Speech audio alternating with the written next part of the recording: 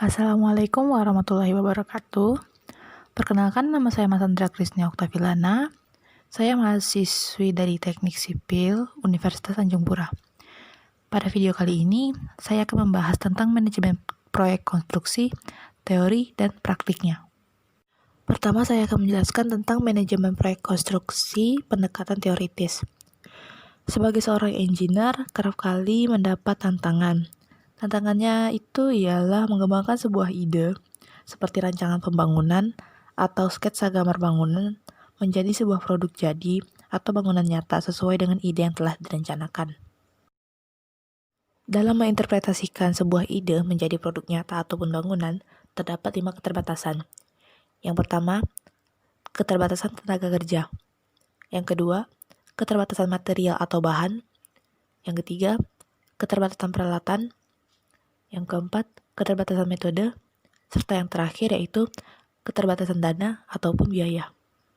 Meskipun dengan adanya keterbatasan tersebut, dalam melaksanakan sebuah proyek konstruksi, haruslah tetap dilaksanakan dengan berpedoman pada 3 batasan, yaitu biaya, mutu, dan juga waktu. Maka dari itu, untuk mencapai batasan tersebut, manajemen sebagai solusi untuk memecahkannya. Terdapat prinsip-prinsip dalam manajemen, terutama manajemen proyek. Prinsip manajemen ini tidak bisa diubah-ubah, karena dalam manajemen selalu dimulai dengan sebuah perencanaan. Dalam prinsip manajemen terdapat 4 hal. Yang pertama yaitu perencanaan atau planning. Perencanaan adalah suatu proses menentukan hal-hal yang ingin dicapai di masa depan, serta menentukan berbagai tahapan yang diperlukan untuk mencapai tujuan tersebut. Dalam perencanaan ini, perencanaan biaya, mutu, dan waktu harus diperlukan dalam menyusun proyek agar proyek yang akan kita kembangkan itu sesuai dengan yang telah kita rencanakan. Yang pertama yaitu perencanaan biaya. Perencanaan biaya ini bertujuan untuk merencanakan biaya proyek agar sesuai dengan anggaran yang tersedia. Yang kedua yaitu perencanaan mutu. Perencanaan mutu ini bertujuan untuk merencanakan mutu hasil dan proses sehingga diperoleh bangunan yang sesuai dengan kegunaannya. Dan yang terakhir yaitu perencanaan waktu. Perencanaan waktu ini bertujuan untuk mendapatkan jadwal secara rinci sehingga tidak ada pekerjaan yang tertinggal serta proyek selesai dalam kurun waktu atau durasi yang diinginkan. Yang kedua yaitu actuating atau pelaksanaan. Pelaksanaan ini adalah suatu kegiatan yang dilaksanakan oleh suatu badan atau wadah secara terencana, teratur, dan terarah guna mencapai tujuan yang diharapkan. Pelaksanaan merupakan aktivitas atau usaha yang dilaksanakan untuk melaksanakan semua rencana dan kebijaksanaan yang telah dirumuskan dan ditetapkan, dengan dilengkapi segala sumber daya yang dibutuhkan. Pelaksanaan ini merupakan suatu proses rangkaian kegiatan tindak lanjut setelah program atau kebijaksanaan ditetapkan, yang terdiri atas pengambilan keputusan, langkah yang strategis maupun operasional, atau kebijakan menjadi kenyataan guna mencapai sasaran dari program yang telah ditetapkan semula atau yang telah direncanakan. Yang ketiga yaitu pengendalian atau controlling. Pengendalian ini dapat diartikan sebagai fungsi manajemen untuk memastikan bahwa kegiatan dalam organisasi dilakukan sesuai dengan yang telah direncanakan. Pengendalian ini memiliki fungsi untuk memastikan sumber-sumber daya organisasi telah digunakan secara efisien dan efektif untuk mencapai tujuan organisasinya. Fungsi dari pengendalian ini juga akan membandingkan kinerja aktual organisasi dengan standar yang ditentukan, menemukan penyimpangan dan upaya untuk mengambil tindakan korektif. Dalam fungsi pengendalian ini juga membantu merumuskan perencanaan di masa yang akan datang. Dengan demikian, fungsi pengendalian akan membantu dalam membawa siklus manajemen kembali ke perencanaan. Yang terakhir yaitu organizing atau pengorganisasian. Pengorganisasian ini adalah proses mengidentifikasi, mengelompokkan, mengorganisir, dan membangun model hubungan kerja orang untuk mencapai tujuan organisasi. Atau dengan kata lain, pengorganisasian ini adalah proses mengatur orang dan sumber daya lain untuk mencapai tujuan bersama. Dalam organisasi, persiapan struktur organisasi sangat penting, sehingga setiap orang dalam organisasi mengetahui tugas atau tanggung jawab, tugas, hak dan wewenang mereka dengan tepat. Tujuan dari pengorganisasian ini adalah agar pembagian kerja dapat dilakukan dengan penuh tanggung jawab. Pembagian tugas diharapkan dapat meningkatkan keterampilan masing-masing anggota organisasi atau spesialis dalam mengelola tugas yang ditugaskan. Organisasi ini ada di setiap fungsi manajemen atau prinsip manajemen, yaitu ada di fungsi atau prinsip planning, actuating, serta controlling. Kemudian saya akan membahas tentang pengelolaan proyek konstruksi. Pengelolaan proyek konstruksi ini bagi menjadi 3 tahapan. Yang pertama, input. Input ini berisi tentang kontrak proyek, kemudian subkontraktor dan supplier yang diajukan, kemudian jadwal pelaksanaan proyek yang akan dilaksanakan nanti, metode kerja yang akan dilaksanakan, serta data spesifikasi material dan tenaga kerja proyek konstruksi yang akan dilaksanakan nanti. Kemudian ada proses. Proses ini meliputi bagaimana direncanakannya suatu proyek, bagaimana diorganisasinya suatu proyek, dan bagaimana proyek tersebut dijalankan atau dikendalikan sampai proyek konstruksi itu selesai. Dan yang terakhir yaitu output. Output ini menghasilkan produk atau fasilitas ataupun bangunan nyata yang telah disusun atau direncanakan sedemikian rupa. Dan pada output ini ataupun pada bagian bangunan nyata ini telah meliputi batasan-batasan yang telah saya sampaikan sebelumnya, yaitu 3 batasan seperti waktu, biaya, dan juga mutu. Kali ini saya akan membahas tentang batasan yang ada dalam proyek. Yang pertama yaitu batasan waktu. Dalam batasan waktu ini memiliki 4 aspek yang berkaitan dengan waktu proyek. Yang pertama yaitu batas waktu pelaksanaan proyek. Yang kedua, kapan dimulainya waktu pelaksanaan proyek.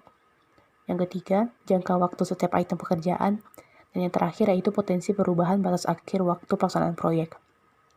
Waktu proyek ini tertuang dalam penjadwalan proyek. Penjadwalan proyek ini meliputi material, tenaga kerja, peralatan, dan dana ataupun kas. Waktu proyek ini pula perlu dikendalikan agar dalam pembangunan sebuah proyek dapat diselesaikan dengan tepat waktu. Pengendalian waktu proyek ini memiliki 4 tahapan. Yang pertama, ukur dan buat laporan kemajuan setiap pekerjaan. Yang kedua, hasil pengukuran kemajuan pekerjaan dibandingkan dengan rencana kemajuan pekerjaan yang telah dibuat. Dan yang ketiga, lakukan langkah perbaikan jika terjadi ketidaksesuaian dengan rencana. Yang keempat atau yang terakhir, yaitu lakukan reschedule jika langkah perbaikan tidak dapat mengembalikan kemajuan perbaikan. Dalam proyek konstruksi pula, waktu proyek ini dapat dipercepat tidak sesuai dengan kontrak yang telah disepakati. Mempercepat waktu proyek ini mencegah adanya keterlambatan pengerjaan proyek seperti yang sudah direncanakan sebelumnya. Langkah mempercepat waktu proyek ada 4. Yang pertama, tambah tenaga dan shift kerja. Yang kedua, tambah jam kerja dan hari kerja. Yang ketiga, pergunakan peralatan yang lebih produktif.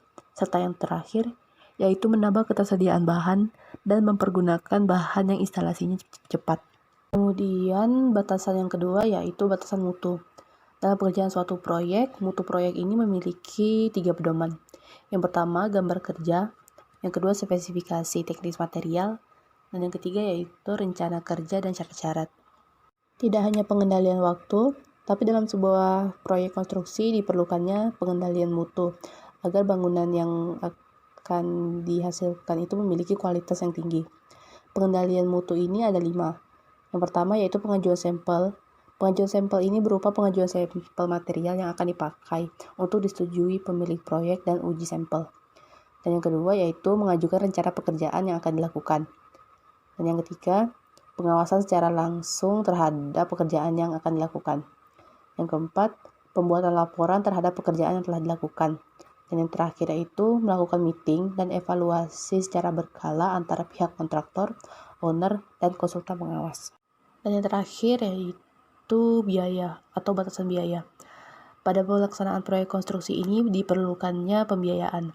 Pembiayaan proyek ini berkaitan dengan besarnya dana yang diperlukan untuk menyelesaikan proyek konstruksi. Pembiayaan proyek ini menjadi tanggung jawab kontraktor dan pemilik proyek. Dan apabila terjadi ketidakmampuan pembiayaan proyek akan mengakibatkan tidak selesainya proyek, seperti yang telah direncanakan. Ada berbagai tahapan pembayaran proyek yang dapat dilakukan oleh pemilik proyek. Yang pertama yaitu pembayaran dengan uang muka, pembayaran bulanan, pembayaran sekali di akhir, dan pembayaran termin atau pembayaran yang dilakukan jika produk jadi ataupun bangunan telah didapatkan oleh si pemilik proyek. Kemudian ada pengendalian penerimaan dana. Penerimaan dana ini biasanya dilakukan oleh kontraktor yang menerima dana dari pemilik proyek. Dana yang diterima oleh kontraktor ini akan digunakan oleh kontraktor untuk dilakukannya pembangunan proyek. Adapun pengendalian penerimaan dana ini, yang pertama yaitu uang muka diharapkan bisa semaksimal mungkin. Yang kedua yaitu diupayakan tidak adanya retensi. Yang ketiga, material onsite dapat dihitung. Kemudian frekuensi pembayaran prestasi pekerjaan dapat diberikan sebanyak mungkin. Dan yang terakhir yaitu pekerjaan yang dilakukan di awal harganya relatif tinggi. Dalam tahap pelaksanaan pula ataupun tahap pengerjaan proyek, terdapat pengendalian dana. Pengendalian dana pada tahap pelaksanaan ini yang pertama yaitu mempersiapkan dengan baik seluruh prosedur penagihan. Yang kedua yaitu tugaskan staf khusus untuk melakukan proses penagihan hingga cair. Dan yang ketiga, jalin komunikasi yang lancar dengan pihak-pihak yang berkaitan dengan proses penagihan. Yang keempat, kenali dengan baik jadwal pihak yang berkaitan dengan penagihan agar tidak terjadi penundaan pencairan dana.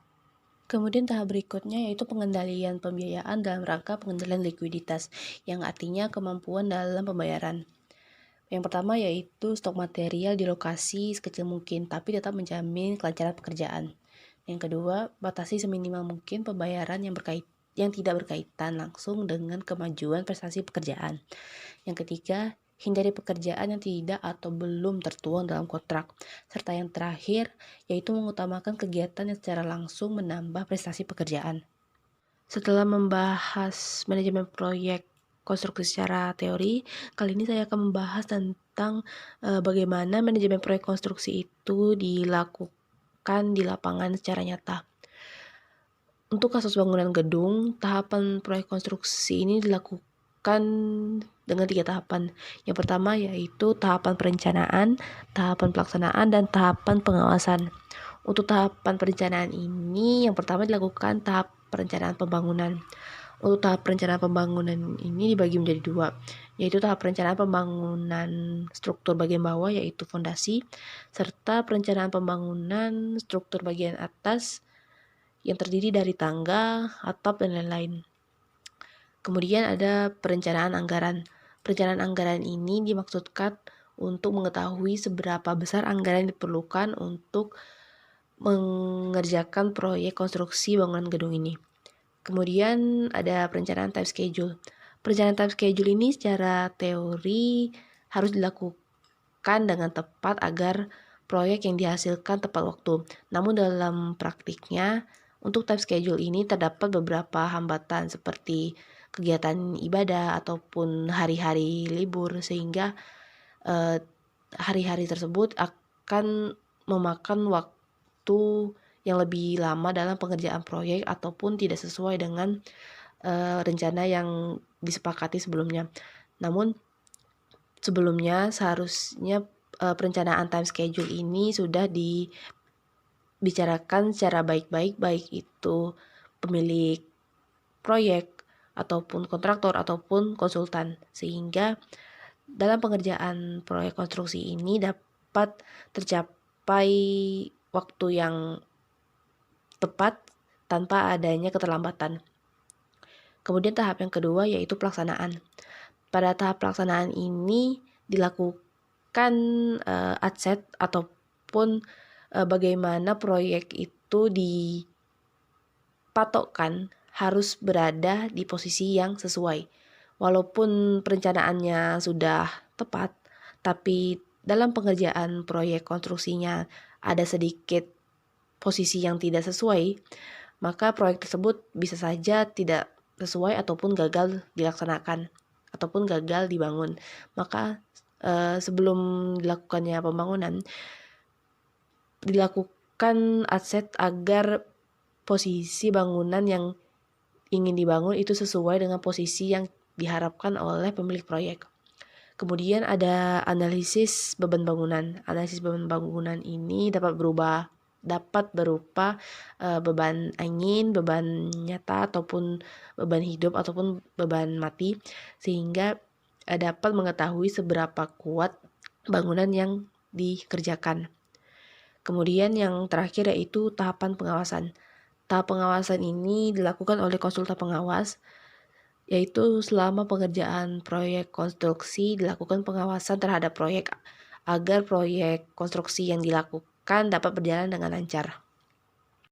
Sekian video saya kali ini. Saya minta maaf apabila terjadi salah-salah kata dalam penyampaian materi.